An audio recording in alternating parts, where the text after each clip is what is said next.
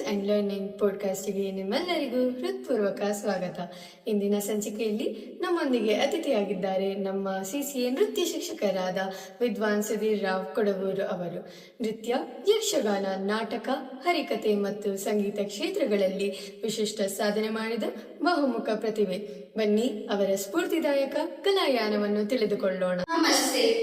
ಕಾರ್ಯಕ್ರಮಕ್ಕೆ ನಮ್ಮೆಲ್ಲರ ಪರವಾಗಿ ವಿದ್ವಾನ್ ಸುಧೀರ್ ರಾವ್ ಅವರಿಗೆ ಆತ್ಮೀಯವಾದ ಸ್ವಾಗತ. ಸರ್, ಹರಿಕತೆ, ನಾಟಕ, ಯಕ್ಷಗಾನ, ಭರತನಾಟ್ಯ ಹಾಗೂ ಸಂಗೀತ ಹೀಗೆ ಹಲವು ಲಲಿತ ಕ್ಷೇತ್ರಗಳಲ್ಲಿ ನೀವು ಅತ್ಯಂತ ಅದ್ಭುತವಾದ ಸಾಧನೆಯನ್ನು ಮಾಡಿದ್ದೀರಿ. ನಿಮ್ಮ ಜೀವನದಲ್ಲಿ ಬಹಳ ಮುಖ್ಯವಾದ ಅನುಭವಗಳನ್ನು ನಮ್ಮೊಂದಿಗೆ ಹಂಚಿಕೊಳ್ಳುವಿರಾ?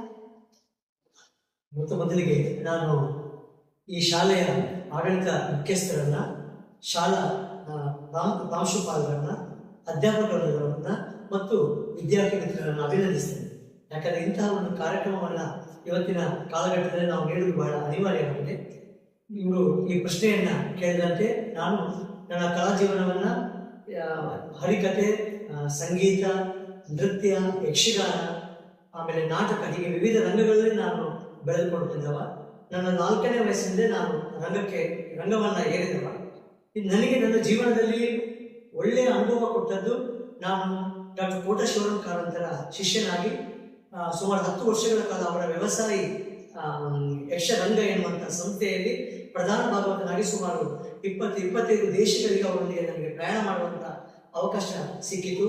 ಯಾಕೆ ಶಿವರಾಮ್ ಕಾರಂತ ನನಗೆ ಹೆಚ್ಚು ಪ್ರಭಾವ ಬೀರಿದ್ದಾರೆ ಅಂದರೆ, ಅವರಲ್ಲಿರುವಂತಹ ಶಿಸ್ತು, ಅವರ ಆ ವಯಸ್ಸಿನಲ್ಲಿ ಅವರು ನೀಡುತ್ತಿದ್ದಂತಹ ಏನು ಈ ಪ್ರಾಕ್ಟೀಸ್ಗಳಿರ್ಬೋದು ಅಥವಾ ಆ ವಿಷಯಕ್ಕೆ ಸಂಬಂಧಪಟ್ಟಂತಹ ಅವರ ಜ್ಞಾನ, ಅದನ್ನು ನಾವು ಪ್ರತಿಯೊಬ್ಬರು ಕಲಿಬೇಕಾದದ್ದು. ನನ್ನ ಜೀವನದಲ್ಲಿ ಅವರ ಸಮಯ ಪಾಲನೆ ಮತ್ತು ಅವರಲ್ಲಿರುವಂತಹ ಜ್ಞಾನ ನಮಗೆ ಹಂಚಿದಾಗ ಅದು ನಮಗೆ ಸಿಕ್ಕಿದಂತಹ ಸ್ಫೂರ್ತಿ, ಅದು ಇವತ್ತು ಒಂದು ದಾರಿ ದೀಪವಾಗಿ ನಮಗೆ ಇವತ್ತು ಒಂದು ನಾವು ಮುಂದುವರಿಲಿಕ್ಕೆ ಅದು ಅವಕಾಶ ಆಗಿದೆ ಅಂತ ನಾನು ಹೇಳ್ತೇನೆ. ಧನ್ಯವಾದಗಳು ಸರ್, ನಿಮ್ಮ ಈ ಅನುಭವದ ಮಾತುಗಳಿಗೆ. ನೃತ್ಯ ಗುರುವಾಗಿ ಸಾವಿರಾರು ವಿದ್ಯಾರ್ಥಿಗಳಿಗೆ ತರಬೇತಿ ನೀಡಿ ದೇಶ ವಿದೇಶಗಳಲ್ಲಿ ಸಾವಿರಾರು ಕಾರ್ಯಕ್ರಮಗಳನ್ನು ನೀಡಿದ್ದೀರಿ. ಇಂದಿನ ಯುವ ಪೀಳಿಗೆಗೆ ಭಾರತೀಯ ಸಾಂಪ್ರದಾಯಿಕ ಕಾರ್ಯಕ್ರಮಗಳನ್ನು ಉಳಿಸಲು ನಿಮ್ಮ ಅಭಿಪ್ರಾಯವನ್ನು ತಿಳಿಸಿ. ತುಂಬಾ ಒಳ್ಳೆಯ ಪ್ರಶ್ನೆಯನ್ನ ಕೇಳಿದ್ದೀವಿ. ನಾವೀಗ ಇರುವಂತಹ ಯುಗ ಇದು AI ಯುಗ, ಆರ್ಟಿಫಿಷಿಯಲ್ ಇಂಟೆಲಿಜೆನ್ಸ್. ಈಗ ಏನಾಗಿದೆ ಅಂದ್ರೆ, ನೀವೊಂದು ನನ್ನ ವಾಯ್ಸಲ್ಲಿ ಹಾಡಬೇಕು ಹೇಳಿದ್ರೆ ಅದು ಮಾಡಿಕೊಡ್ತದೆ. ಅಂತ ಕಾಲದಲ್ಲಿ ಘಟ್ಟದಲ್ಲಿ ನಾವಿದ್ದೇವೆ. ಈಗ ಇದನ್ನು ಉಳಿಸಿ ಬೆಳೆಸುವಂತ ಕೆಲಸ ನಮ್ಮ ಯುವಕರ ಕೈಯಲ್ಲಿದೆ.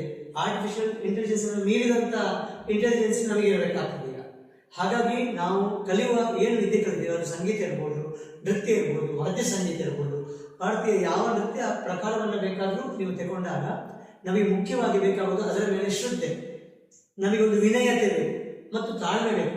ನಮ್ಮಲ್ಲಿ ಏನಾಗಿದೆ, ಇವತ್ತು ನಾವು ಕಲಿಸಿ ಮಾಡಿದ್ರೆ ನಾಳೆ ನಮಗೆ ಪ್ರದರ್ಶನಕ್ಕೆ ನಮಗೆ ಅವಕಾಶ ಬೇಕು ಅಂತ ನಾವೆಲ್ಲ ಹಾತೊರೀತಾ ಇದ್ದೇವೆ. ಅದು ಅಷ್ಟಕ್ಕೆ ಸೀಮಿತ ಆಗಿರೋದು. ಜ್ಞಾನವನ್ನು ನಾವು ಹೆಚ್ಚಿಸಿಕೊಂಡಾಗ ಅದು ಒಂದಷ್ಟು ವರ್ಷಗಳ ಕಾಲ ಮುಂದುವರಿತಾ ಬರ್ತದೆ.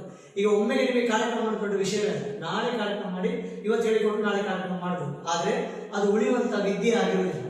ಸೊ ನಮ್ಮ ಮುಂದಿನ ಪೀಳಿಗೆ ನಾವು ಈ ಕಲೆಗಳನ್ನೆಲ್ಲ ಸಾಗಿಸಬೇಕಾದ್ರೆ ಎಲ್ಲ ಯುವ ಕಲಾವಿದರು ಕೂಡ ಅದರಲ್ಲಿ ಶ್ರದ್ಧೆಯನ್ನು ಇಟ್ಟುಕೊಳ್ಬೇಕು. ಒಳ್ಳೆಯ ವಿನಯವಂತರಾಗಿ ತಾಳ್ಮೆಯಿಂದ ಅದನ್ನ ಕಲಿತುಕೊಂಡು ಮುಂದುವರಿಸಿಕೊಂಡು ಹೋದ್ರೆ ಮುಂದಿನ ಪೀಳಿಗೆಗೆ ಇದು ಖಂಡಿತವಾಗಿ ತಲುಪ್ತದೆ ಅಂತ ನನ್ನ ಅಭಿಪ್ರಾಯ. ಧನ್ಯವಾದಗಳು ಸರ್, ನಿಮ್ಮ ಅಮೂಲ್ಯವಾದ ಅನುಭವಕ್ಕೆ ಹಾಗೂ ಪ್ರೇರಣಾದಾಯಕ ಮಾತುಗಳಿಗೆ. ನಿಮ್ಮ ಅಮೂಲ್ಯ ಸಮಯಕ್ಕಾಗಿ ಹೃತ್ಪೂರ್ವಕವಾದ ಧನ್ಯವಾದಗಳು. ಇದು ಗುರುಕುಲ ಸರಣಿ, the voice of values and learning. ಮತ್ತೊಮ್ಮೆ ನಾವು ಮತ್ತೊಂದು ವಿಶೇಷ ಅತಿಥಿಯೊಂದಿಗೆ ಭೇಟಿಯಾಗೋಣ. ಅಲ್ಲಿವರೆಗೆ ಕಲಿಯುತ್ತಾ ಇರಿ, ನಿಮ್ಮ ಮೌಲ್ಯವನ್ನು ಅಳವಡಿಸಿಕೊಳ್ಳಿ ಹಾಗೂ ನಿಮ್ಮ ಪ್ರತಿಭೆಯನ್ನು ಬೆಳೆಸಿದ್ದೀರಿ. ನಮಸ್ತೆ.